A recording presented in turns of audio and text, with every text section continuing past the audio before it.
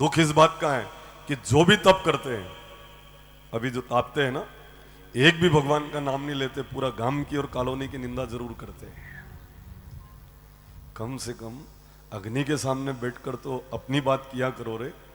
बुरा जो देखन में चला, बुरा न मिलिया कोई, जो दिल ढूंढा आपना, तो मुझसे बुरा न कोई। पराई हंसी गोर से भी मीठी, ऐसी कहावत है मालवा में। इसलिए आप दूसरों की निंदा करके पाप की भागीदार न बने।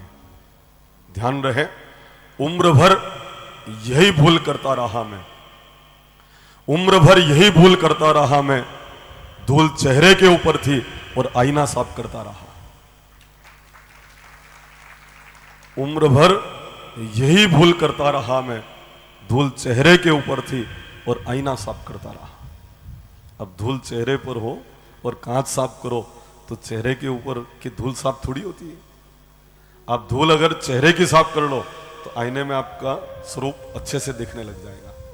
उम्र भर यही भूल करता रहा मैं, धूल चेहरे के ऊपर थी और आईना साफ करता रहा। त्रुटि यही हमसे हो रही है। हम औरों की गलतियां देखते हैं और हमारे अंदर हम केवल गुण देखते हैं।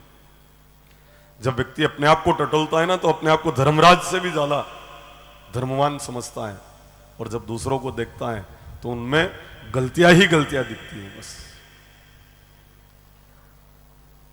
अगर हम अच्छे हैं तो पूरा संसार अच्छा है, इसका प्रमाण है महाभारत में। द्रोणाचार्य जी कहते हैं, बेटा दुर्योधन, संसार में किसी पापी आदमी को ढूंढ के ला, संसार में किसी सज्जन आदमी को ढूंढ के ला।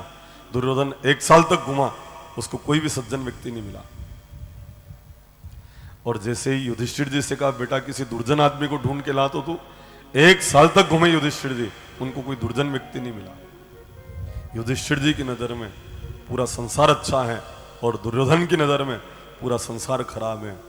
मतलब ये अपनी बुद्धि के ऊपर निर्भर करता है कि हम जैसा नजरिया रखते हैं वैसा संसार अपने को दिखता है। नजरें बदली तो नजारे बदल गए, और कश्ती ने जब राहें बदली किनारे ही बदल गए। आप जैसे हो वैसा संसार दिखता है।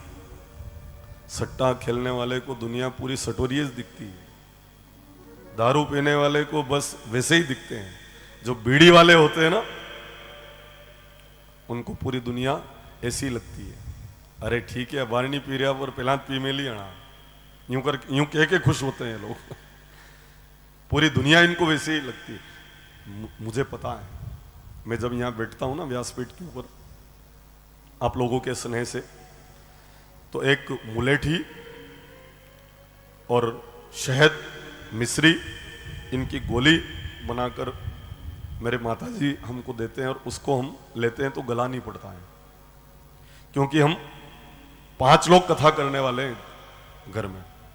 पिताजी कथा करते हैं, मेरे बड़े भाई सब कथा करते हैं, मैं भी इस तरह से भगवान का यशोगान करता हूं कथा के माध्यम से। छोटे भाई भी कथा करते हैं, और बालक भी, अभी 8-9 कथा बालक की भी हो चुकी है। तो ये 5 कथा का है। तो वो मुलेठी वाली गोली लेने से गला नहीं पड़ता है। तो उसमें से वो मुलेठी वाली वो जो निकाल कर हमारे अमित जी मेरे को देते हैं ना, तो एक सज्जन ने उसको देखा, वो गोली इतनी बड़ी बनी, मैंने ली और बैठ गया। फिर कथा पूरी होने के बाद नीचे उतरा तो एक सज्जन ने कहा कि कल मैं ले आऊंगा क्या? मैंने कहा क्या? कि आप भांग खा के बोलते हो। मैंने कहा आपके चलती है कि हाँ महाराज, मैं तो 2-4 बार दिन में खाता हूं। मैंने कहा तेरे को पूरी दुनिया बंगेड़ी दिखती है भाई, तुम जैसे हो वैसा संसार तुमको दिखता है, हम जैसे हैं वैसा संसार है। नजरें बदली तो नजारे बदल गए, और कश्ती ने जब राहें बदली किनारे ही बदल गए। हम अपने आप को अच्छा बना लें, पूरी दुनिया अच्छी हो जाएगी। क्योंकि श्री राम शर्मा आचार्य जी ने कहा है, हम बदलेंगे युग बदलेगा, हम सुधरेंगे युग सुधरेगा। अगर हम एक दीपक जला दें आशा का, तो अंधेरा अपने आप ही समाप्त हो जाएगा। दीपक लगाने के बाद अंधारे अंधेरे को गठरिया बांध बांध कर बाहर नहीं निकालना पड़ता है। जैसे ही दीपक लगाते हैं अंधेरा समाप्त हो जाता है। बस उसी तरह से एक प्रयास आपको शांति और सुकून प्रदान कर सकता है। प्रयास तो करना पड़ेगा।